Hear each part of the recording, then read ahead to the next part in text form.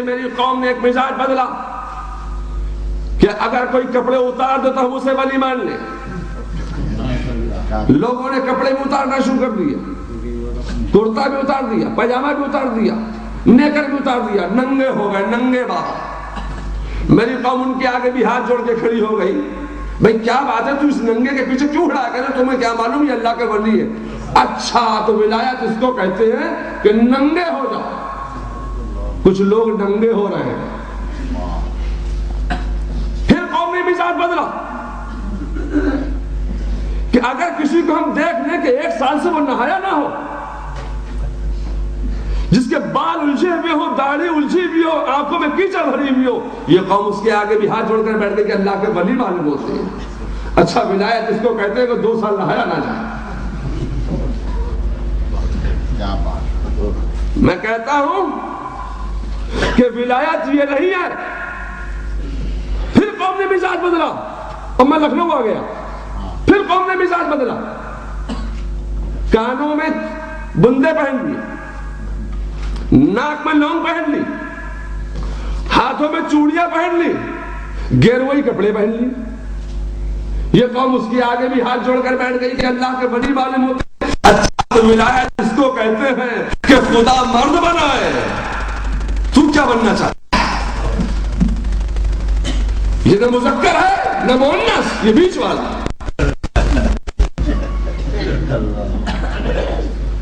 کہتا ہوں یہ ولایت نہیں ہے. اگر کوئی ہوا میں اڑ رہا ہے, ہوا میں اڑ کر دکھا رہا ہے, پانی پر وہ چل کر دکھا رہا ہے, اطاعت رسول نہیں کرتا ہے تو یہ مسئلہ ولی نہیں ہو سکتا. ولایت نام ہے متبع سنت ہونے کا, ولایت نام ہے اطاعت رسول کا.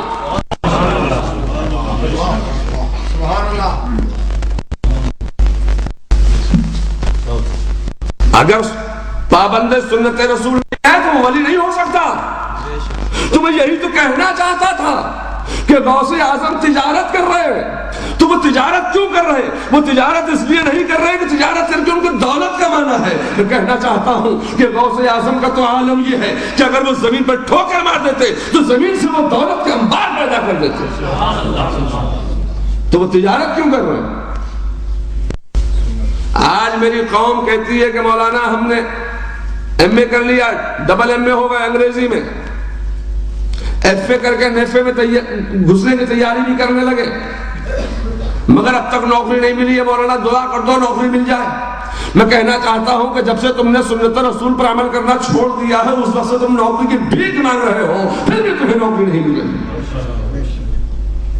غوث اعظم تجارت کر رہے ہیں تو تجارت اس لیے نہیں کر رہے ہیں کہ ان کو دولت کمانا ہے, درہم و دینار کمانا ہے, بلکہ وہ تجارت اس لیے کر رہے ہیں کہ میں تو امام الاولیاء ہوں, میں تو سید الاولیاء ہوں, میں تو سند الاولیاء ہوں, مجھ سے رسول کی کوئی سنت چھوٹنے نہ پائے. وہ تمام سنتوں پر عمل کر کے دکھا رہے ہیں, یہاں تک کہ وہ تجارت والی سنت پر بھی عمل کر کے دکھا رہے ہیں. سنت پر عمل ہو جائے. نعرہ تکبیر, نعرہ رسالت,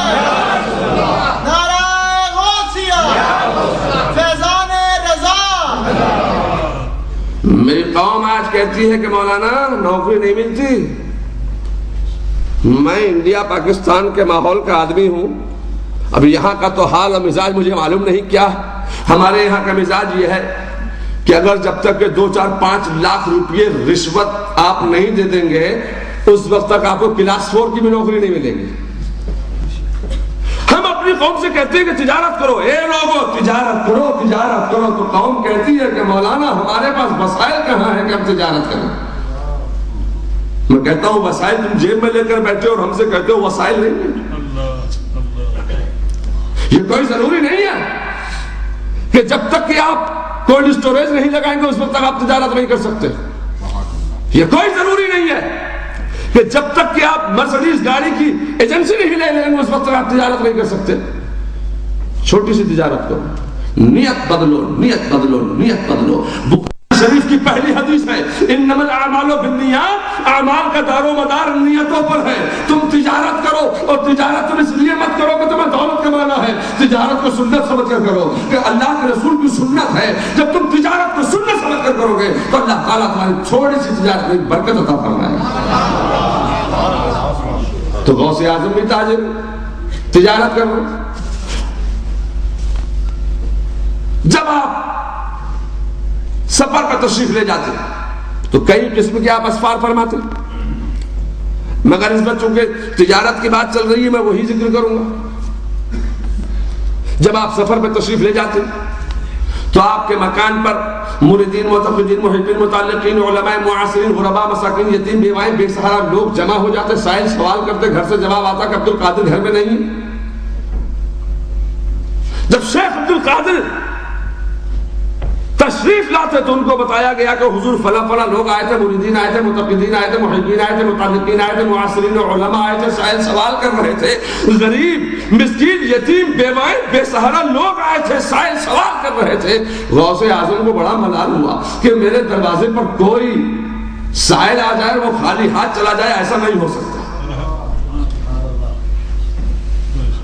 تو سیدنا شیخ عبد القادر جیلانی نے اپنے خلفاء کو جمع کیا، تلامذہ کو جمع کیا، خلفاء کو جمع کر کے اور معاصرین علماء کو جمع کر کے ان سے فرمایا کہ آج میرے لیے آپ ایک ایسا دن طے کر لو کہ اس دن میں سفر نہ کیا کروں، اپنے گھر پر موجود رہا کروں، اور سارا مہینہ تجارت کر کے جتنی دولت کمائی ہے میں نے ساری کی ساری دولت میں غریبوں میں، مسکینوں میں، یتیموں میں، بیواؤں میں، بے سہارا لوگوں میں تقسیم کر دیا کروں۔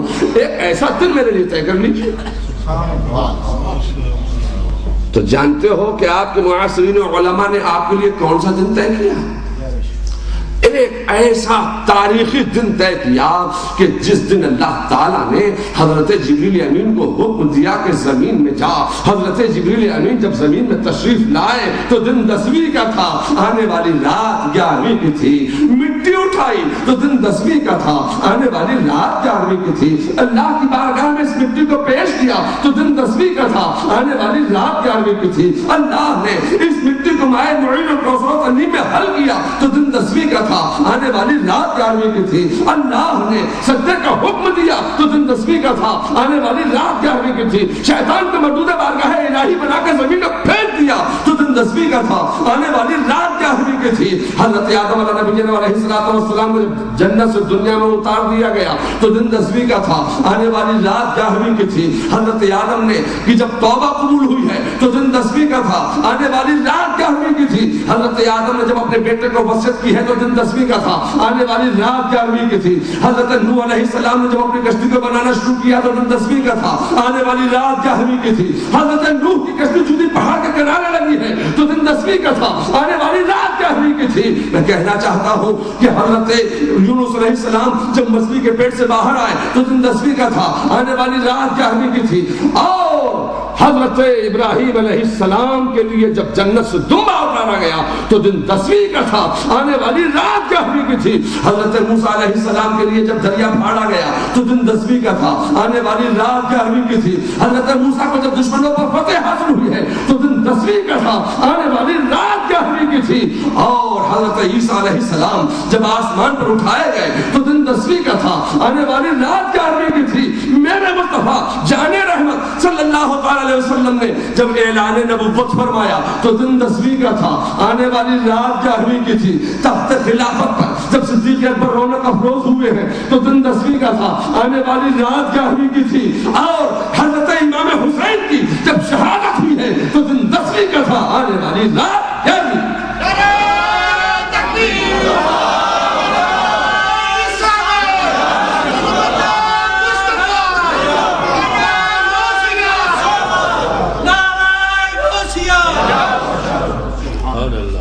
ایک ایسا تاریخی دن سبحان اللہ، آپ کے معاصرین علماء نے، آپ کے خلفاء نے ایک ایسا تاریخی دن طے کر لیا، اس دن سے غوث اعظم 11ویں والے پیر کے نام سے مشہور ہو گئے۔ تو 11ویں ہونے لگی تو میں نے پوچھا تھا کہ 11ویں کرتے ہو؟ بولے ہاں۔ میں کیوں کرتے ہو؟ بولے باپ دادا کرتے تھے۔ نہیں چلے گی باپ دادا کی، کرتے تھے تم بھی کرنے لگے۔ یہ ایک تاریخی دن ہے۔ سبحان اللہ، ماشاءاللہ۔ میں یہی کہنا چاہتا ہوں، غوث کو یا غوث کہتے کہتے بن جاتے ہیں غوث.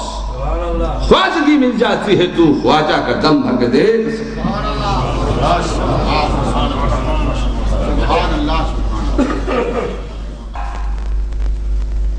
ہوا موڑ کر دکھا رہا ہے, پانی پر وہ چل کر دکھا رہا ہے. اطاعت رسول نہیں کرتا ہے تو قسم و ولی نہیں ہو سکتا. ولایت نام ہے متبع سنت ہونے کا, ولایت نام ہے اطاعت رسول کا.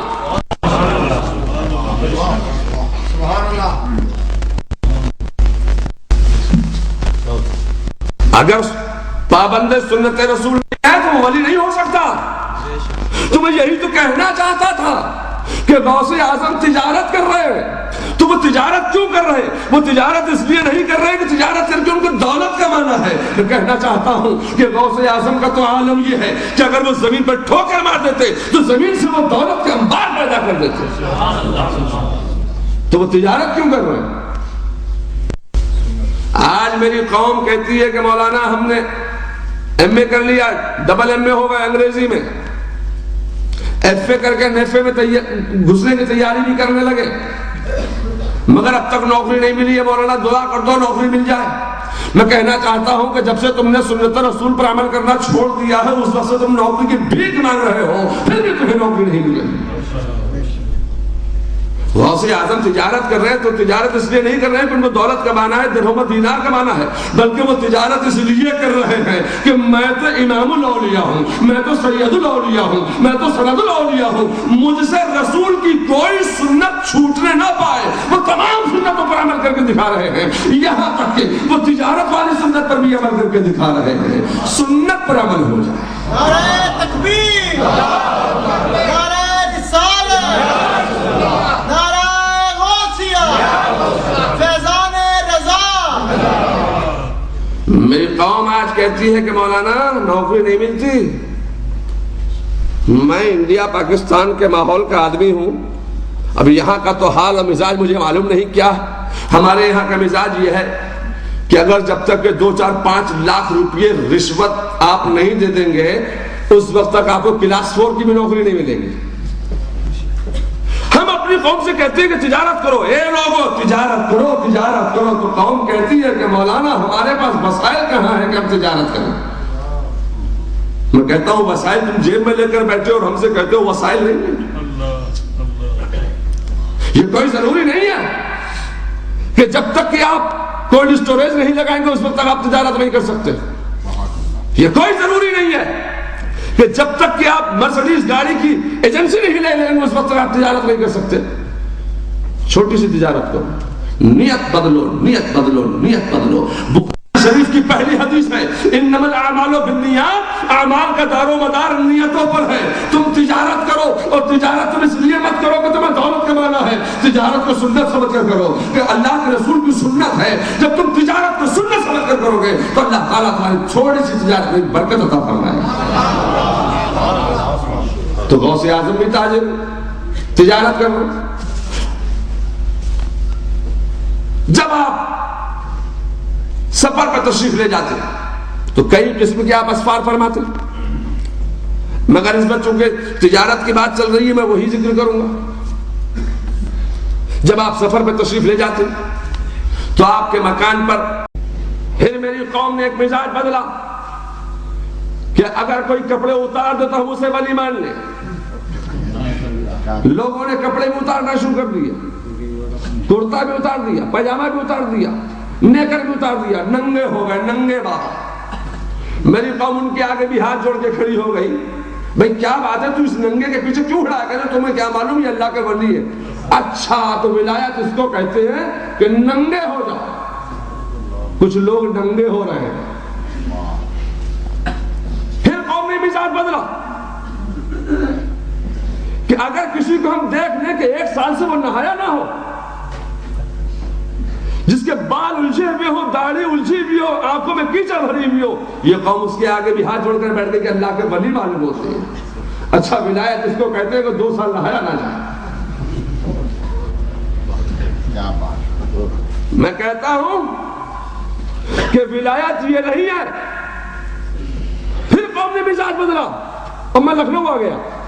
پھر قوم نے مزاج بدلا, کانوں میں بندے پہن لی, ناک میں لونگ پہن لی, ہاتھوں میں چوڑیاں پہن لی, گیروئی کپڑے پہن لی. یہ قوم اس کی آگے بھی ہاتھ جوڑ کر بیٹھ گئی کہ اللہ کے بڑی معلوم ہوتے ہیں. اچھا تو ولایت اس کو کہتے ہیں کہ خدا مرد بنائے. تو کیا بننا چاہتا ہے؟ یہ نہ مذکر ہے نہ مؤنث, یہ بیچ والا.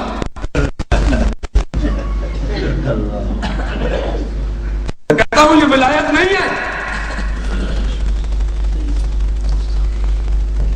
اگر کوئی ہوا میں اڑ رہا ہے, 11ویں کی تھی, اللہ نے سجدے کا حکم دیا تو دن 10ویں کا تھا, آنے والی رات 11ویں کی تھی, شیطان کو مردود بارگاہ الہی بنا کر زمین میں پھینک دیا تو دن 10ویں کا تھا, آنے والی رات 11ویں کی تھی. حضرت آدم علیہ نبی علیہ السلام کو جنت سے دنیا میں اتار دیا گیا تو دن 10ویں کا تھا, آنے والی رات 11ویں کی تھی. حضرت آدم نے کہ جب توبہ قبول ہوئی ہے تو دن 10ویں کا تھا, آنے والی رات 11ویں کی تھی. حضرت آدم نے جب اپنے بیٹے کو وصیت کی ہے تو دن 10ویں کا تھا, آنے والی رات 11ویں کی تھی. حضرت نوح علیہ السلام نے جب اپنی کشتی کو بنانا شروع کیا تو دن 10ویں کا تھا, آنے والی رات 11ویں کی تھی. حضرت نوح کی کشتی جدی پہاڑ کے کنارے لگی ہے تو دن 10ویں کا تھا, آنے والی رات 11ویں کی تھی. میں کہنا چاہتا ہوں کہ حضرت یونس علیہ السلام جب مچھلی کے پیٹ سے باہر آئے تو دن 10ویں کا تھا, آنے والی رات 11ویں کی تھی. اور حضرت ابراہیم علیہ السلام کے لیے جب جنت سے دمبا اتارا گیا تو دن 10ویں کا تھا,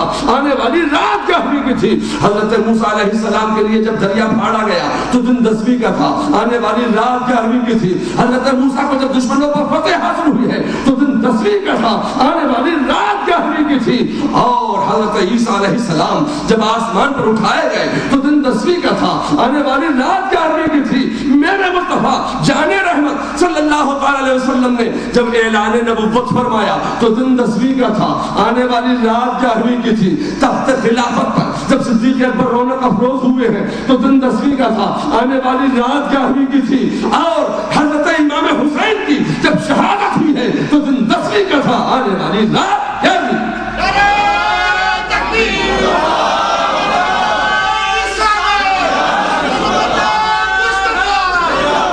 مریدین, معتقدین, محبین, متعلقین, علماء, معاصرین, غرباء, مساکین, یتیم, بیوائیں, بے سہارا لوگ جمع ہو جاتے, سائل سوال کرتے, گھر سے جواب آتا کہ عبد القادر گھر میں نہیں. جب شیخ عبد القادر تشریف لاتے تو ان کو بتایا گیا کہ حضور فلاں فلاں لوگ آئے تھے, مریدین آئے تھے, متقدین آئے تھے, محبین آئے تھے, متعلقین آئے تھے, معاصرین علماء آئے تھے, سائل سوال کر رہے تھے. غریب, مسکین, یتیم, بیوائیں, بے سہارا لوگ آئے تھے, سائل سوال کر رہے تھے. غوث اعظم کو بڑا ملال ہوا کہ میرے دروازے پر کوئی سائل آ جائے وہ خالی ہاتھ چلا جائے, ایسا نہیں ہو سکتا. تو سیدنا شیخ عبد القادر جیلانی نے اپنے خلفاء کو جمع کیا, تلامذہ کو جمع کیا, خلفاء کو جمع کر کے اور معاصرین علماء کو جمع کر کے ان سے فرمایا کہ آج میرے لیے آپ ایک ایسا دن طے کر لو کہ اس دن میں سفر نہ کیا کروں, اپنے گھر پر موجود رہا کروں, اور سارا مہینہ تجارت کر کے جتنی دولت کمائی ہے میں نے ساری کی ساری دولت میں غریبوں میں, مسکینوں میں, یتیموں میں, بیواؤں میں, بے سہارا لوگوں میں تقسیم کر دیا کروں. ایک ایسا دن میرے لیے طے کر لیجیے. تو جانتے ہو کہ آپ کے معاصرین علماء نے آپ کے لیے کون سا دن طے کیا؟ ایک ایسا تاریخی دن طے کیا کہ جس دن اللہ تعالیٰ نے حضرت جبریل امین کو حکم دیا کہ زمین میں جا. حضرت جبریل امین جب زمین میں تشریف لائے تو دن 10ویں کا تھا, آنے والی رات 11ویں کی تھی. مٹی اٹھائی تو دن 10ویں کا تھا, آنے والی رات 11ویں کی تھی. اللہ کی بارگاہ میں اس مٹی کو پیش کیا تو دن 10ویں کا تھا, آنے والی رات 11ویں کی تھی. اللہ نے اس مٹی کو مائع معین و کوثر و تنیم میں حل کیا تو دن 10ویں کا تھا, آنے والی